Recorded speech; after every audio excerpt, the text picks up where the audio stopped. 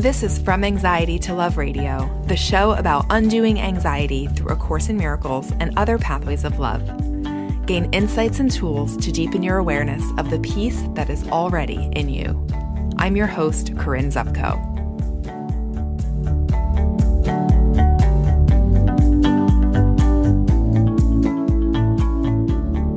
Welcome to this episode of From Anxiety to Love Radio. This is a solo episode where I'm going to talk a little bit about synchronicities. Now, I'm sure you know what these are, but we'll come back to what they are in just a moment. I spent a week this past summer teaching a program, my signature program called Mindfulness for Miracle Workers, at a summer camp, and it was Edgar Cayce's A.R.E. family camp. A.R.E. stands for Association for Research and Enlightenment, and I worked closely with the adults for a couple of hours each day. The whole experience was beyond wonderful. First of all, camp is amazing. It's located in a town called Rural Retreat, Virginia. Yes, that's an actual town. And it's in a secluded valley surrounded by wilderness. It is a spiritual camp that follows the teachings of the acclaimed psychic Edgar Cayce. So they have sessions for families, for adults, even guided week-long hikes on the Appalachian Trail. The people involved in camp, both staff and attendees, are some of the kindest people I have ever met, and I will be going back again, so keep your eyes out for an announcement about that. You can learn more at their website at edgarcayce.org.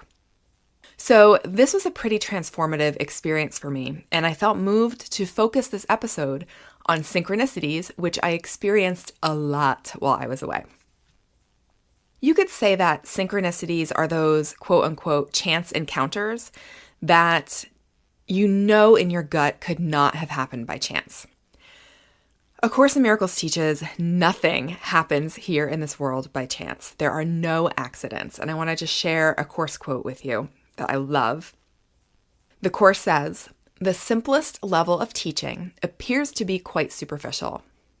It consists of what seem to be very casual encounters, a quote-unquote chance meeting of two apparent strangers in an elevator, a child who is not looking where he is going, running into an adult by chance, two students happening to walk home together. These are not chance encounters. Each of them has the potential for becoming a teaching-learning situation. Perhaps the seeming strangers in the elevator will smile to one another. Perhaps the adult will not scold the child for bumping into him. Perhaps the students will become friends. Even at the level of the most casual encounter, it is possible for two people to lose sight of separate interests, if only for a moment. That moment will be enough. Salvation has come." Isn't that beautiful? So, accidents or chance encounters are impossible. The people driving beside you during your commute to work are not there by accident, nor is the person in front of you in the grocery line who gets under your skin because they're paying by check. So there are no accidents. Everything that happens is giving us a divine opportunity to remember our sameness rather than our separation. So things are orchestrated. Let's turn to the Course again, and I just want to briefly talk about the script. So, A Course in Miracles talks about how the ego wrote the script of separation the moment we thought that we could be separate from love. And I'm talking love with a capital L, aka God. This script was over the instant it happened because we are still safe at home in love right now. We've just chosen to keep that out of our awareness. So this world is simply us mentally reviewing what has already passed in our tiny mad idea. We can follow the ego script in which the goal is always to convince us of our separateness, or we can follow the Holy Spirit script, so to speak, which will lead us to remembering our truth, which is eternal love. This is what we can choose.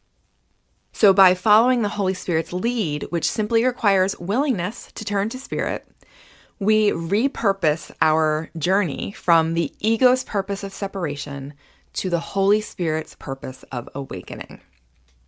Here's another course quote. It says, "The script is written. When experience will come to end your doubting has been set." So if the script is written, how cool is it when we can see that script in action? Enter synchronicities. Synchronicities to me are those moments when it is just so obvious that what just happened did not happen by chance. When I am tuned into spirit instead of ego, I notice these synchronicities much more frequently. So I want to turn back now to my experience at A.R.E camp. This was my first opportunity to work with the same group of people over an entire week. Now, I've seen my growth as a speaker in many ways, and it was also apparent to me that this was another opportunity for me to get out of my own way and allow every word to come through me, rather than plan out ahead of time every word that I was going to say, which is how I used to speak in the past. I was wholly committed to listening to Holy Spirit, not to ego. I was wholly willing to see the sameness in everyone I encountered. And I was wholly willing to trust that my 8-hour drive by myself was going to be fun and easy, which it was. So I really found myself walking around in a state of trust. And as a result, I became aware of more synchronicities than I can possibly list. Now, these might sound ordinary to you, but I can assure you that they were not ordinary to me at all.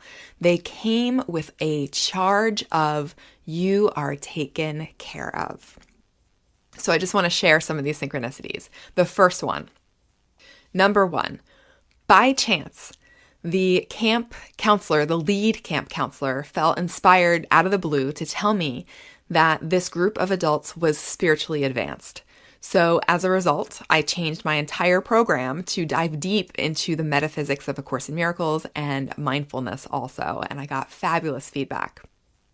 Number 2, the staff each got a secret Santa, so to speak. They call them Tillies. So your Tilly is someone who you're given the name of and you do nice things for them throughout the week without them knowing who you are. I felt prompted one afternoon to walk back to my cabin a different way, leading me right past the massage therapy tent. Yes, there's a tent for massage therapy at this camp. The massage therapist happened to be outside at that moment and said to me that she had an opening, even though she was done for the day. And of course, I jumped on it. And later, when I was in the tent, she told me that the massage was already paid for by the person who drew my name as their Tilly. So this was perfect because what an amazing gift, number 1. But I was looking for ideas for my Tilly, for the person that I was supposed to give surprises to. So I was so grateful and paid it forward by gifting a massage to my Tilly. And this answer was given when I was in need. So that was big for me. Number 3.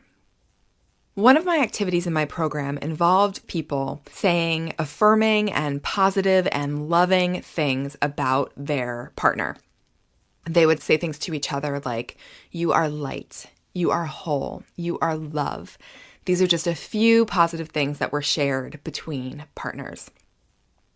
After we finished, one of the participants said, "Corinne, I have a note for you from your Tilly, and I think you need to read it right now." It turns out that, so I hadn't participated in the exercise since I was facilitating it, yet here was a note from my Tilly saying many of those exact positive messages to me that my participants had just been sharing with each other. Number 4, another night I was in the dining hall speaking with a new friend, and we got to chatting about the new CE edition of A Course in Miracles by Circle of Atonement. I ran back to my room to grab it, and we sat down looking through it.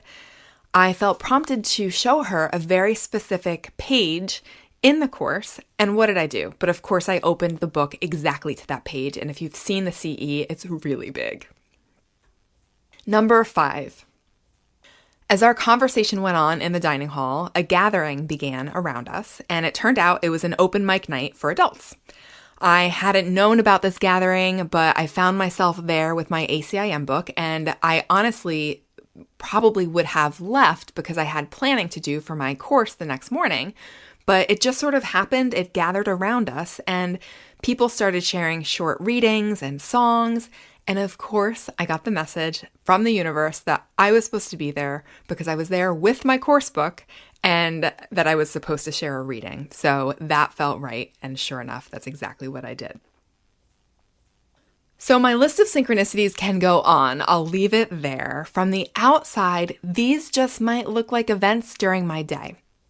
But because I was so tuned into the present, so outside of fear and in such trust, each synchronicity to me became an affirmation that I can place my faith in love. It reinforced my awareness that we are not alone. Synchronicities are like seeing the script in action. Spirit is always there in any moment, ready to help us awaken if we allow it. Yet, there will be those times when we're completely absorbed in the chaos of the world. And here's an example. So shortly after this amazing, blissful experience at camp, I get home and my summer had been pretty crazy. I completed some really big edits to my book. My husband had surgery. Another family member had surgery. My husband and I both found out that our old cars needed big repairs. The bottom of one was completely rusting out and we unexpectedly had to get a new one. We lost 2 of my beloved chickens to illness and nearly lost a third.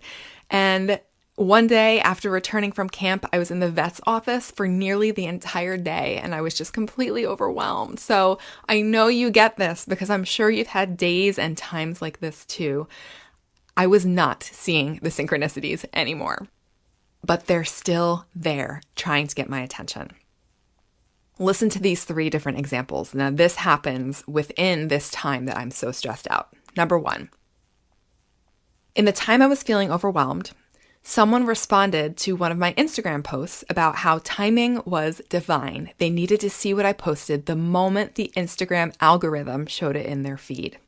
That was a call to me back to love. Number 2, I saw a different post on Facebook about someone going through medical testing and how A Course in Miracles helped her to remain anxiety-free. This was an immediate reminder to me about how we don't have to play the ego's games anymore, and the worry I was experiencing about my family members and my beloved pet chickens, I could see all that differently. So this brought me back to choosing a miracle instead of fear. And number 3, I was getting lunch the day of my marathon veterinary appointment, and I happened to mention my sick chicken and the whopping vet bill to one of the workers, and a man overheard our conversation and he said he'd pray for me as we both left the cafe, and it just warmed my heart. So these things were calling me back to my capital S self. They were loving witnesses there to remind me that I can choose again. When we stray, love is trying to call us back to a miracle mindset always.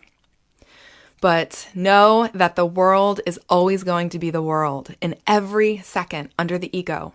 Its purpose is to prove that you are a body.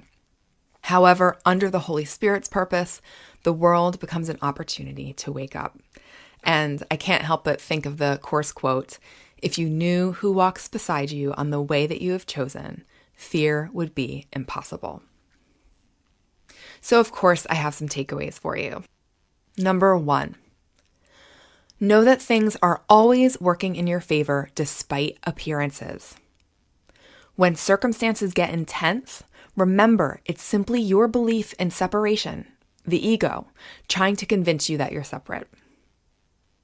Number 2, remember your willingness. Your true self has not abandoned you and wants you to wake up to it. To get the ball rolling on your awakening, all you need is willingness. Remember that. Willingness is everything.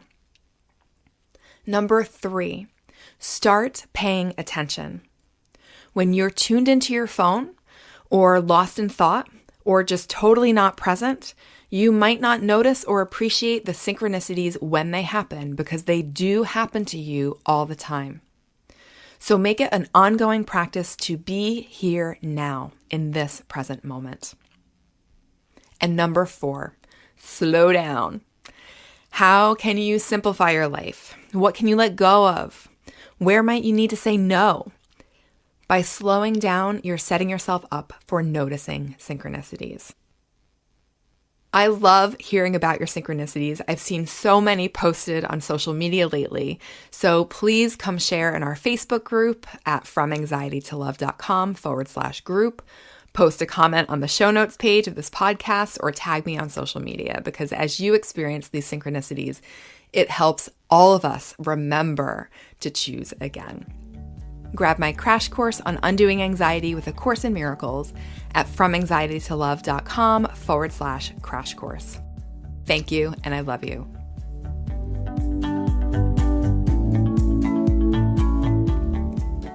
If you enjoyed this episode of From Anxiety to Love Radio, please share it on social media.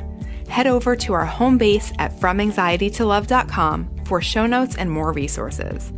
Also, if you love the show, please give us a rating on iTunes, write a review, and hit subscribe so we can reach more people who are dedicated to healing the mind.